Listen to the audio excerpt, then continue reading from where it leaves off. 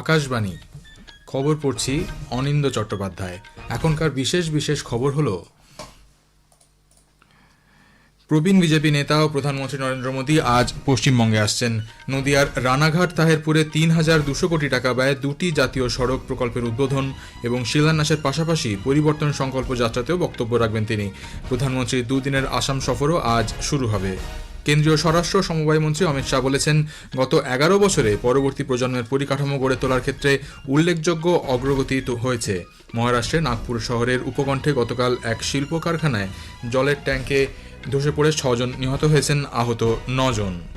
ঘন কুয়াশা ও দৃশ্যমানতা কম থাকায় বিমান চলাচল ব্যাহত হওয়ার প্রেক্ষিতে সরকার এয়ারলাইন সংস্থাগুলিতে যাত্রীদের সুবিধার কথা বিবেচনা করে বিভিন্ন ব্যবস্থা গ্রহণের জন্য নির্দেশিকা জারি করেছে।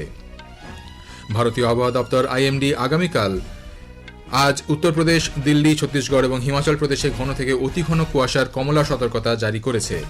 আহমেদাবাদে পঞ্চম ও শেষ টি-20 আন্তর্জাতিক ক্রিকেট ম্যাচে ভারত দক্ষিণ আফ্রিকাকে ৩০ রানে হারিয়ে